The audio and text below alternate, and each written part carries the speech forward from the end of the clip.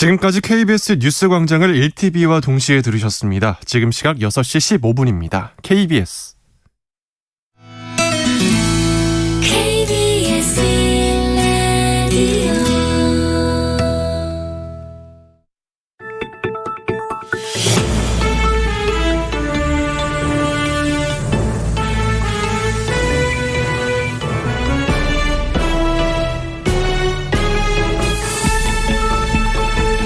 오늘 아침 일라디오.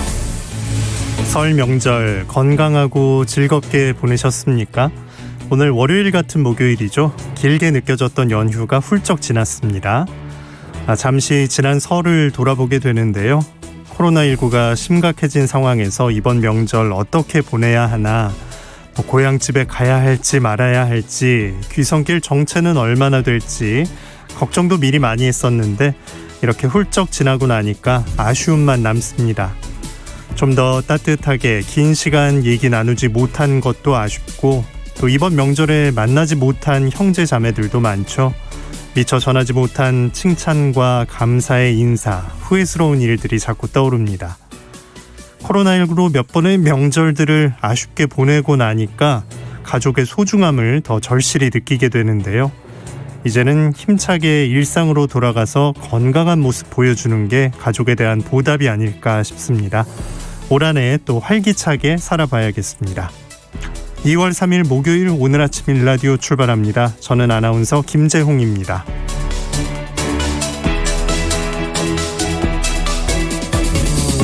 오늘 아침 일라디오 생방송으로 여러분과 함께합니다. 유튜브에서 KBS 일라디오 공식 채널을 검색하시면 채팅창 마련되어 있습니다. 생방송 보고 들으면서 함께하실 수 있습니다. 자, 오늘 목요일 새농퀴 마지막 힌트 나가는 날이죠. 잘 들어보시고요. 정답 보내주시면 됩니다. 단문 50원, 장문 100원 드는 유료 문자 샵 9730으로 기다리고 있습니다. 퀴즈 정답 맞춰주신 분들 가운데 20분 추첨해서 선물 드리는데요. 농촌진흥청에서 제공하는 웰빙 혼합 잡곡 세트, 모바일 커피 쿠폰 등의 풍성한 선물 드립니다. 자, 이번 주 새농퀴 힌트 지금 바로 드립니다.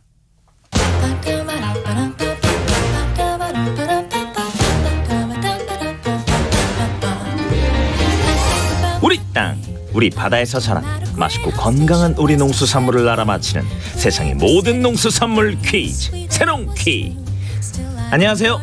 퀴즈 내는 송기현입니다.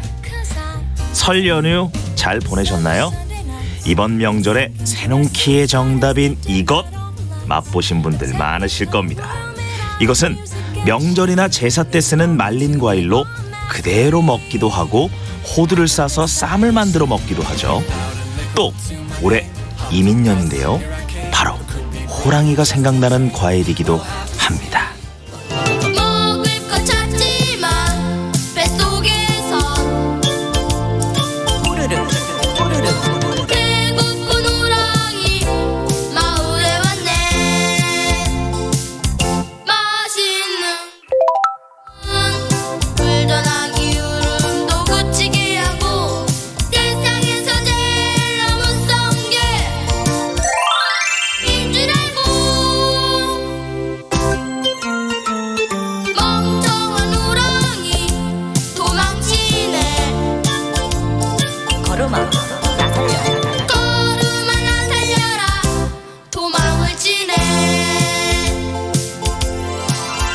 전래동화 속 얘기입니다.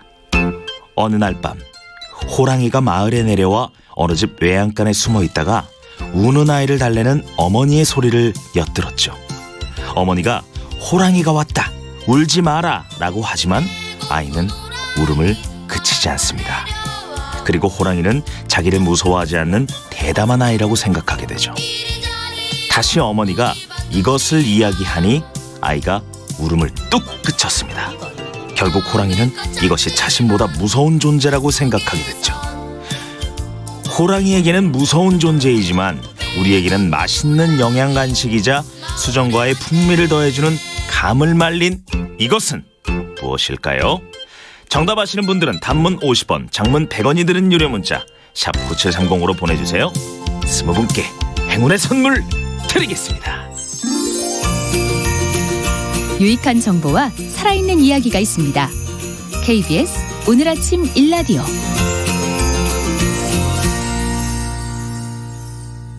농수산 뉴스 알아봅니다. 농민신문 류수연 기자와 함께합니다. 안녕하십니까? 네, 안녕하십니까? 네. 자, 20대 대선 이제 5주 후로 다가옵니다. 자, 청취자 여러분께서 궁금해하실 부분 무엇보다 농업 농촌 관련 정책이 될 것 같은데 지금까지 나온 농정 공약들 살펴주실까요? 네, 설을 앞두었던 1월 25일 같은 날 오전에 여야 후보가 농정 공약을 함께 발표해 관심을 모았습니다. 이재명 더불어민주당 대통령 후보는 경기 포천시 농업기술센터 현장에서 농업농촌 대전환 5대 정책 공약 발표 기자회견을 갖고 이 농림수산식품 분야 예산 비율을 국가 전체 예산 3.8% 수준에서 5%로 높이겠다고 약속했습니다. 또 농어촌 기본소득의 윤곽도 밝혔습니다. 같은 날 이 윤석열 국민의힘 대통령 후보도 서울 영등포구 여의도 국민의힘 당사에서 농업공약 발표 기자회견을 갖고 농업직불금을 현재 2배인 5조 원으로 확충하고 청년농 3만 명을 집중 육성하겠다고 약속했습니다. 이에 앞서서 심상정 정의당 대선 후보 지난해 농업인의 날 11월 11일이죠.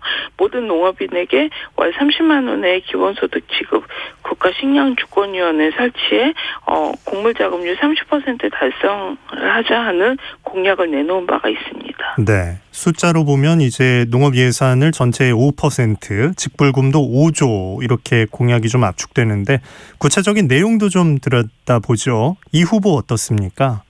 네, 이 후보가 첫 공약으로 제시한 이 농림수산식품 예산 5% 증대를 한번 보면은 올해 농림수산식품 예산은 전체 예산 607조 6,633억 원에 3.8% 수준인 23조 2,900억 원입니다. 그런데 이제 이 경우만 보더라도 5%로 비중을 늘리려면 약 8조 8천억 원이라는 예산이 투입돼 엄청난 일입니다. 농어촌 기본소득은 농어촌 주민 약 1,060만 명에게 기본소득을 연 60만 원에서 100만 원 정도 지급한 내용입니다. 이 후보 측에서는 연 60만 원을 1,000만 명에게 지급하고 그중에 50%를 국가가 보조하면 약 3조 원이 든다. 그리고 이제 균형발전 특별회계와 농어촌 구조개선 특별회계로도 가능하다. 이런 입장입니다. 마을 공동체가 주도하는 주민소득형 에너지 마을을 만들고 생산한 전력은 에너지 고속도로 판매하고 주민들에게는 햇빛, 바람연금 등을 지급하겠다는 이런 보관도 내놓았습니다. 식량자금률 60% 목표 수립, 농지보전과 경제유전 원칙 강화도 내세웠습니다. 또 실질적 최저가격 보장을 위해서 배추, 무 등 주요 채소에는 계약비 재배 비중 50%까지 확대하고 농작물 재해보험 대상 품목과 보상 범위를 확대하고 또 이제 유전자 변이용 농식품 GMO 완전 표시 제도 등도 공약을 했습니다. 네. 그러면 윤석열 후보 공약은 어떤 건가요? 네, 윤 후보는 현재 2조 4천억 원 규모의 농업직불금 예산을 5조 원으로 이제 확충하겠다고 강조했습니다. 추가 지원은 이 세출구조 조정을 통해 마련하겠다는 설명도 덧붙였습니다. 농가 경영비 부담을 줄일 방안 가운데 하나로 국제 원자재 가격 폭등에 따른 비료 가격 상승분을 정부가 상당 부분 지원하는 방안을 제시했고요. 또 농촌 인력난 해소를 위해서 외국인 근로자를 쉽게 고용할 수 있도록 제도를 개선하고 또 외국인 근로자 숙소, 보험, 교통도 적극 지원하겠다고 이제 밝혔습니다. 농촌인력중개센터에서 외국인 근로자를 고용해 농가에 공급하는 제도를 도입하고 외국인 근로자, 계절 근로자 비자, 즉 C4EA는 현행 3개월에서 5개월인데 이제 9개월까지 연장하겠다는 방침입니다. 농촌 삶의 질 향상과 관련해 마을 주치 제도를 도입하고 진료 여건이 열악한 농촌의 이동형 방문 진료를 확대하고요.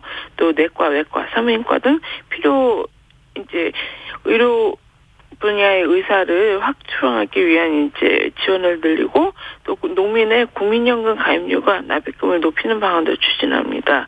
또 이제 농축산물 생산유통 시스템 첨단화를 위해서 시군별 산지 온라인 거래센터를 설치하고요. 또 농산물 수집, 선별, 포장을 자동으로 하는 스마트 농산물 유통센터를 확충하는 내용도 내놓았습니다. 네. 농촌의 세대 교체, 일손 부족 해결 그 방안에도 여러 가지 얘기가 나왔죠. 네, 이재명 후보 측은 정부가 농업인재 아카데미를 운영하고 현행 청년 후계농 영농 정착 지원 사업 대상과 기간을 확대해서 농업인재 5만 명을 양성한다는 구상도 내놨습니다. 또 은퇴농에게 연금과 텃밭을 지급하는 대신에 은퇴농의 농지를 청년농에게 우선 공급하겠다는 방안도 이제 검토 중입니다.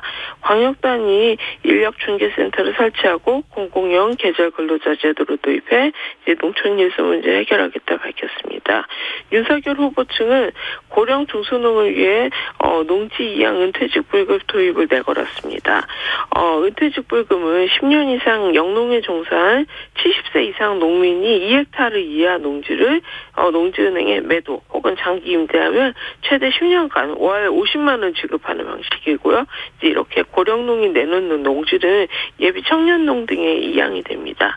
또 청년농 3만 명을 집중 육성하기 위해 공공농지와 공공주택을 우선 배정하겠다 밝혔습니다. 이 농림축산식품부 내에 청년농 전담 조직을 신설하고요. 또 농업경영 육성자금 지원 한도와 상환 기간을 확대하는 등 이런 금융부담 완화도 추진할 계획입니다. 이제 또 청년 인재 영입도 있었는데요. 네. 이재명 후보 측은 25일 30대 청년농 3명을 국가인재를 발표했습니다. 올해 30살인 백아름 청년 이그린 협동조합 대표, 36살인 이정훈 푸드네이처 대표, 또 37살인 이 강선아 우리원 대표를 영입했습니다. 국민의힘도 28일 청년농협특별본부장에 39살인 최병문 대표를 임명했습니다. 청년 인재 영입과 청년농 마음 붙잡기에도 이제 이렇게 나서고 있습니다. 네, 임명도 하고 또 촘촘히 내놓은 공약들 구체적으로 잘 정리해 주셨는데 후보들의 공약을 더 들어볼 기회도 마련돼 있죠. 네, 우선 오늘 저녁 8시에 방송 3사에서 열리는 대선 후보 사자 토론이 처음 시작됩니다. 그리고 특히 농정 공약의 경우는 한농 의원이 내일 2월 4일이죠. 오후 2시 서울 송파구 잠실 종합운동장 서울특별시 교육청 학생체육관에서 선택 2022 대선 후보 농정비전 발표회를 엽니다. 유튜브로도 중계되고요. 농정비전 발표회를 검색하시면 실시간으로 들으실 수 있습니다. 네. 자, 지난 방송에서 낙농산업 발전 대책에 대한 얘기 들려주셨는데 지난 1월 28일에 농식품부가 수정안을 제시했다고요? 네, 원유를 음용유와 가공유로 구분해서 가격과 물량을 별도로 적용하는 용도별 차등 가격제를 이제 추진하겠다고 합니다. 다만 단기간에 원유 생산량을 늘리기 어렵다는 농가들의 의견을 반영해 이런 단계적인 변화를 추진합니다. 이번 개선안에 따르면 농식품부는 이 적용 첫 해에는 음용유 190만 톤에 1리터당 1,100원을 적용하고 가공유는 20만 톤까지 1리터당 800원을 적용합니다. 유업체는 정부 지원을 통해서 가공유를 이제 1리터당 600원에 공급을 받게 됩니다. 또 이제 이듬해부터는 각 물량이 음용유 185만 톤, 가공유 30만 톤, 또 그 다음에는 음용유 180만 톤, 가공유 40만 톤으로 조정이 됩니다. 이제 이후에는 시장 상황을 고려해 조정해 가기로 했습니다. 네. 이사회 구조 관련해서도 좀 첨예하게 맞섰던 것 같은데 이 개편안도 나왔습니까? 네, 낙진에도 기존 이사회 있는 15명을 이제 23명으로 확대하는 안을 그대로 유지하되 원유 구매 물량과 가격 결정 관련 별도 소위원회를 구성하기로 했습니다. 소위원회는 생산자 3인, 유업체 3인, 정부 1인, 학계 1인, 낙진의 1인 등 총 9명으로 구성을 하고 소위원회에서 결정한 내용을 기본으로 해 이사회에서 가격 물량을 확정하는 방식을 적용할 방침입니다.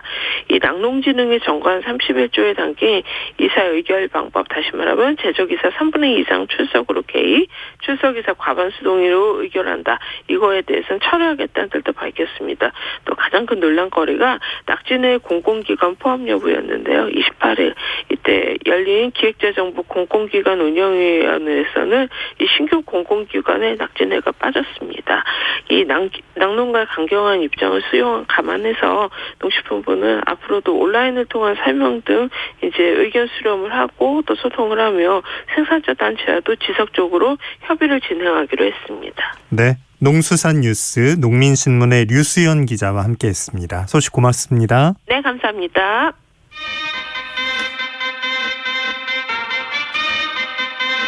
아침이다. 활기찬 하루를 여는 오늘 아침 1라디오 건강한 아침 습관. 안녕하세요. 오늘 아침 힐링타임. 저는 필라테스 하는 방송인 양정원입니다. 오늘은 기지개를 활짝 펴볼까요? 양팔을 머리 위로 들어 올려 깍지를 끼시고요. 여의치 않은 분은 한 팔만 들어 올린 후 위로 힘껏 뻗어주세요. 가능하신 분들은 오른팔을 위로 뻗은 채 왼손으로 오른쪽 팔꿈치를 지그시 끌어올려주세요. 하나, 둘, 셋, 넷, 다섯. 반대쪽도 하나, 둘, 셋, 넷, 다섯.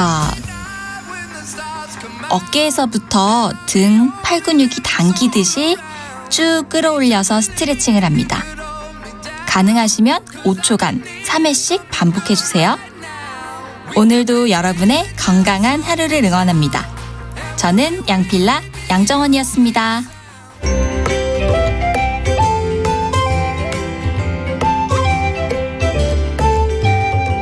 상쾌한 하루의 시작. KBS 오늘 아침 1라디오. 농어촌에서 발생할 수 있는 법적 분쟁 상황을 보다 현명하고 지혜롭게 대처할 수 있는 방법 배워보는 시간입니다. 우리 동네 박변홍사 법률사무소 한아름의 박형윤 변호사와 함께합니다. 안녕하십니까? 안녕하세요. 네, 설 명절 잘 보내셨습니까?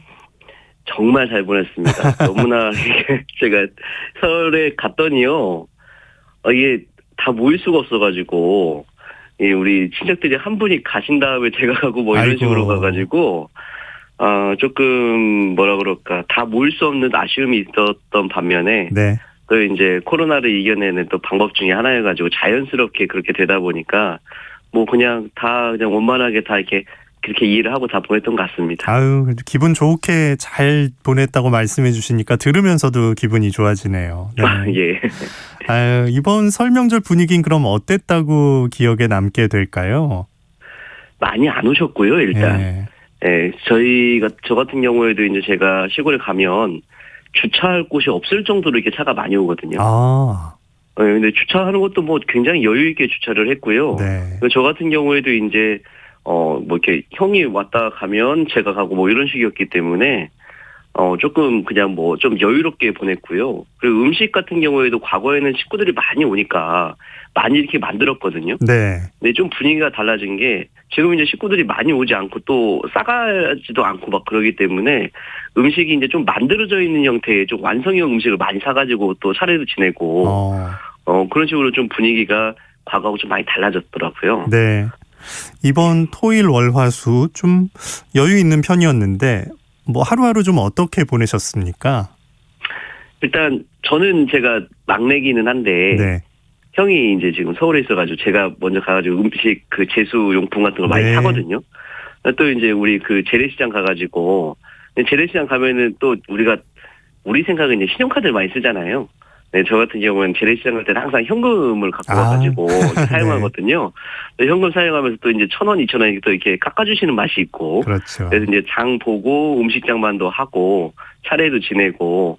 그래서 뭐 또 저희 본가랑 또 처가로 왔다 갔다 하면서 또 하고.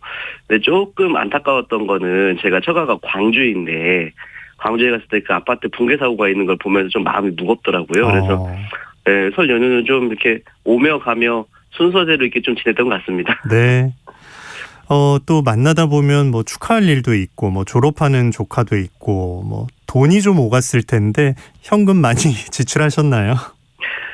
전 다행히 그 제 집사람이 은행에 다니고 있어가지고. 아이고. 예, 가끔 이제 잘 됐네요. 뭐 많이는 아니고 조금은 제가 신권을 바꿔가지고 네. 예, 부모님 조금씩 드리는데요. 이번에는 그 조카들을 만나기가 어려워서 세뱃돈을 미리 부모님께 말씀드려가지고 부모님이 전달하시고 나면 제가 부모님한테 반대로 이제 그 전달해주신 세뱃돈을 드리는 형태로 세뱃돈을 전달했고요. 네. 저도 이제 첫째가 학교를 가지만 또 조카 중에 하나가 학교를 가게 돼서 조금 뭐 가방이라도 사라고 조금 많이 전달을 했습니다. 예. 부모님도 곧 대신 주시면서 기분 좋으셨겠네요. 그렇죠. 아무래도 부모님께서도요. 예. 막내가 맡겨놓은 거, 딱 저는 전달해 주시는 기분도 또 각별하셨을 것 같습니다. 네. 이렇게 돈이 좀 오가고, 뭐, 준비도 하면서 쓰는 지출도 있고, 오늘 돈과 관련된 내용 준비해 주셨다고요?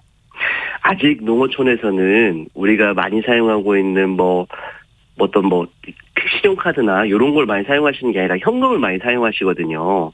그리고 고령의 인구가 많다 보니까 현금은 그게 주고받는 그 거래 관계에서 뭐 거스름돈을 잘못 준다든지 물건값을 낼 때 잘못 낸다 이런 경우가 되게 많고 또 요것 때문에 또 문제가 돼가지고 이게 시비가 되거나 또 신고가 되거나 이런 경우들이 상당히 있거든요. 그래서 명절 전후로 해가지고 이런 문제가 특히 많이 발생하기 때문에 그래서 이제 거스름돈에 관련된 사례도 한번 준비해봤습니다. 네. 자, 지난주에 명절 앞둔 선물 얘기였는데 이번 주는 우리 이웃 철봉 씨의 동생 따봉 씨 사연으로 한번 오늘 사례 들어보겠습니다.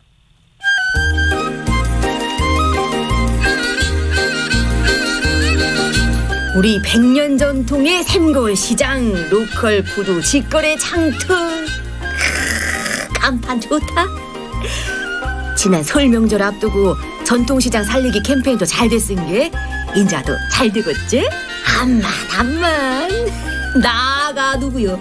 샘거울 불사조 철봉이 막내 동생 따봉이 아니여. 오늘부터 다시 시작이요.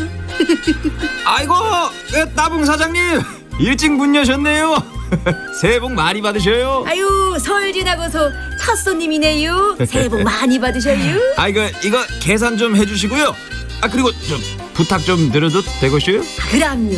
뭔데요? 아이 지난 설에 고스톱 쳐가지고 돈을 좀 땄는데 10,000원짜리가 너무 많아서요. 혹시 50,000원짜리로 좀 바꿔줄 수 있나요? 여기 10,000원짜리 20장이야. 그럼요. 자, 여기 있어요. 50,000원짜리 4장요. 아유 감사해요. 잠깐. 어미. 아이 근데 요 5,000원짜리가 한 장 끼어있네요. 어미 지성이요. 5,000원짜리 주시고요. 여기 50,000원짜리 한 장 여기 있어요. 아유. 우리 따봉 사장이 나한테 완전하게 속았구만. 나가 5,000원짜리를 바꿔치기였는데 따봉 사장이 45,000원을 줘버렸네. 아이 새해부터 나가 아주 대박이야.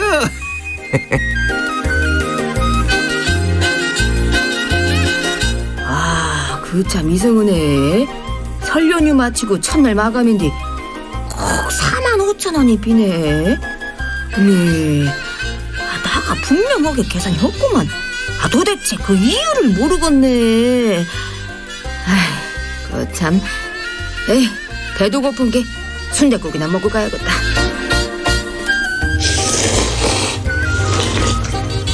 야, 잘 먹고 가요. 근데 이게 얼마요? 나가 9,000원짜리 순댓국을 먹고 10,000원을 냈는데 어째 거스름돈이 41,000원이요? 어디 보는 사람 없지? 그러면 인마이 포켓? 택시!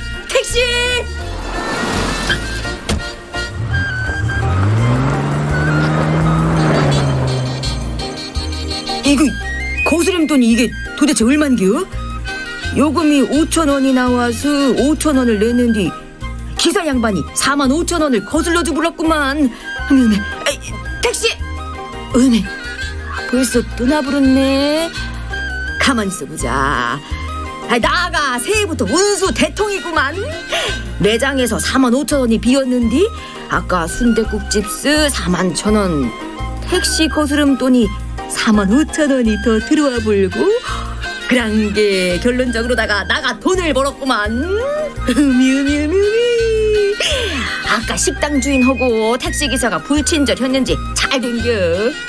나가 올해 호랑이의 운수 대통이구만.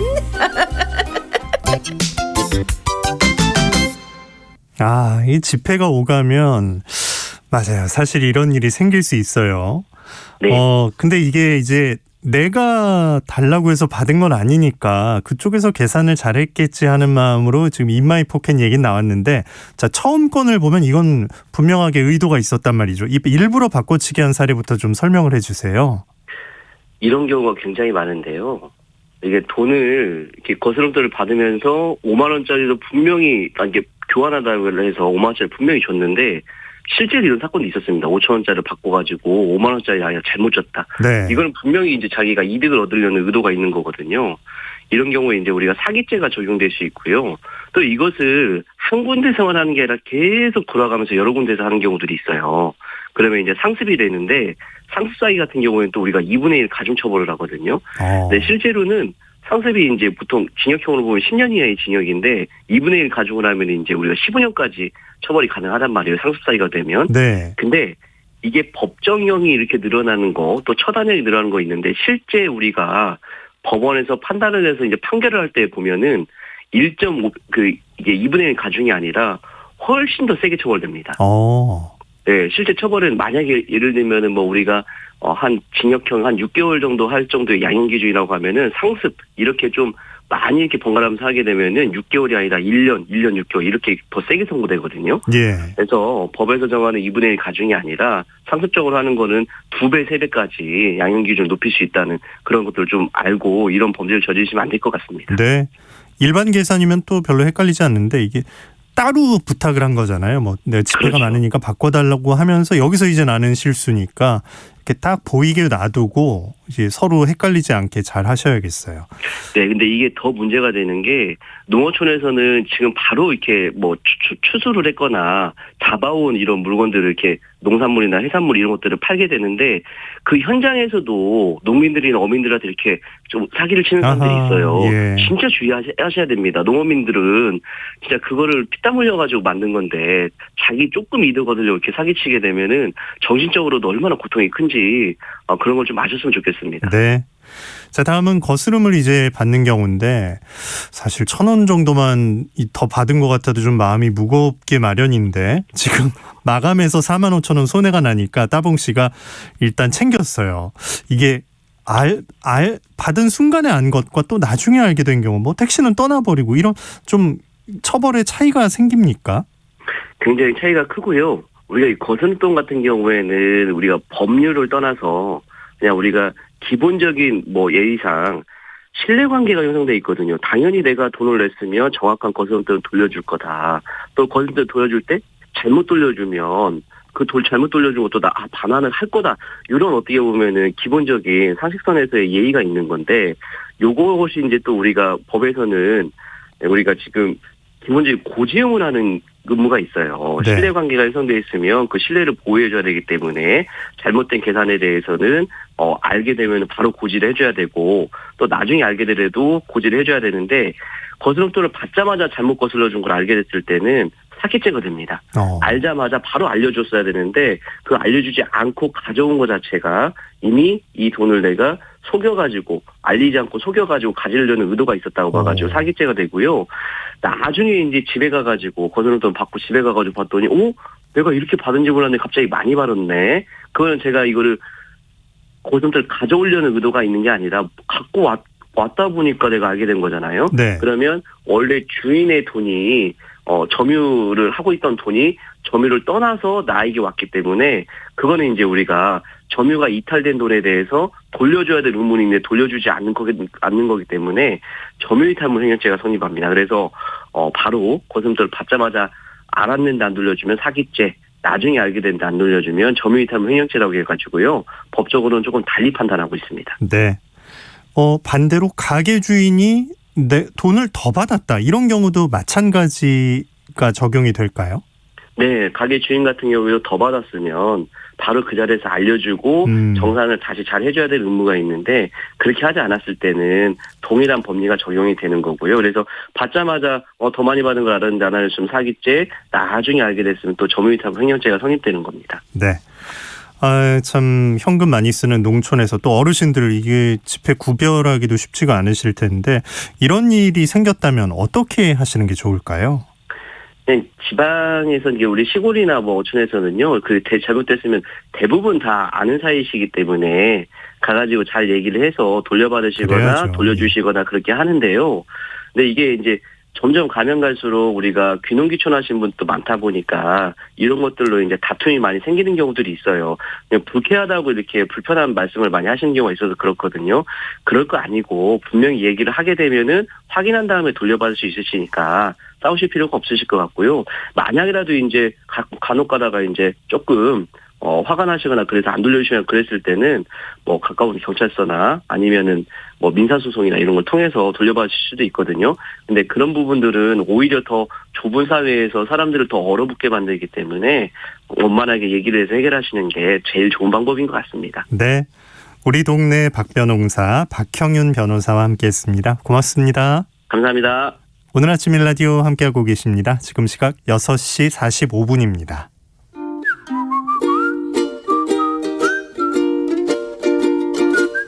오늘 아침 일라디오 김재용 아나운서의 진행으로 듣고 계십니다.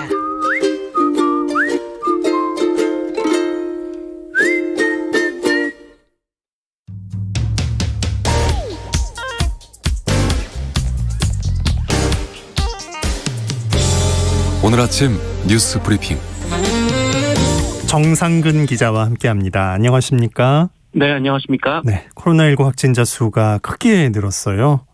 네, 이 설 연휴 마지막인 어제 발표된 확진자 수가 2만 명을 넘겨서 2만 270명이 나왔습니다.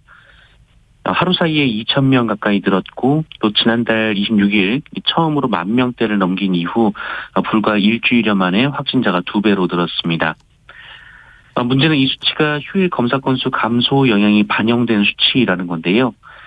이 검사 건수는 연휴 전에 한 28만 건에서 30만 건 정도였는데 연휴인 30일부터 나흘간 20만 건 정도로 내려간 상황입니다. 따라서 연휴가 끝나면 신규 확진자 집계치도 더 크게 증가할 것으로 예상이 되고 있습니다. 다만 위중증 환자 수는 아직 200명대를 유지하고 있습니다. 278명으로 전날보다 6명 늘었지만 닷새째 200명대를 유지하고 있고요. 사망자는 15명 늘어서 이 누적 치명률도 0.77%로 다소 내려갔습니다. 네. 오늘부터는 동네 병의원에서 코로나19 검사를 받을 수 있죠? 네, 오늘부터 새로운 진단검사 체계가 전국적으로 전면 시행됩니다. 전국의 선별진료소에서는 60세 이상 등 고위험군만 PCR 검사를 받을 수 있고 그 외에 검사 희망자는 신속 항원 검사를 받아야 합니다. 또 전국 호흡기 전담 클리닉이나 진단검사에 참여하는 동네 병원에서도 신속 항원 검사를 받을 수가 있습니다. 진료체계도 호흡기 전담 클리닉과 동네 병의원 중심으로 전환이 됩니다. 이 코로나19 진료기관으로 지정된 병의원이나 이 호흡기 전담 클리닉은 의심 환자 진찰 검사에서부터 먹는 치료제 처방, 재택치료 관리까지 원스톱 진료를 수행하게 됩니다. 대한의사협회 등에 따르면 전국 900여 곳의 의원급 의료기관이 이 코로나19 진료에 참여하겠다라는 희망 의사를 전했다고 하는데요. 정부와 의협이 목표로 한 1,000곳에 근접한 것입니다. 이 코로나19 검사 및 진료에 참여하는 의료기관의 명단은 오늘부터 이 보건복지부나 이 건강보험심사평가원 홈페이지에서 확인하실 수 있습니다. 네. 연휴 동안 이재명 후보 부인인 김혜경 씨의 의전 논란이 이어졌어요. 네, 지난 연휴 기간 언론에서 이 경기도청 총무과 소속 배모 씨와 이 비서실 직원 A 씨의 텔레그램 대화 내용을 보도했는데요. 이에 따르면 김혜경 씨가 이 5급 공무원인 배모 씨를 통해 이 도청 소속 별정직 7급 공무원 A 씨에게 자신의 약을 대리 처방받게 하거나 아들의 퇴원 수속을 대신 받게 하는 등 사적 심부름을 시킨 정황이 있었습니다. 이에 국민의힘은 백성들의 상전, 황제 의전이라며 집중 공세를 폈는데요.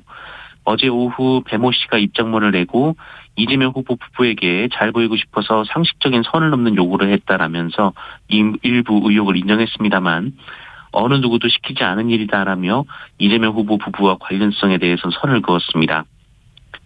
곧이어 김혜경 씨도 입장문을 통해서 공과사를 가려야 했는데 이 배 씨와 친분이 있어서 도움을 받았다라고 사과를 했습니다. 다만 상시 조력을 받았던 것은 아니다라고 주장했습니다. 네. 네. 한편 KBS는 어제 도지사 의전에만 쓰게 돼 있는 비서실 법인카드를 김혜경 씨가 사적으로 유용했다는 의혹을 추가로 제기하게 됐습니다. 네.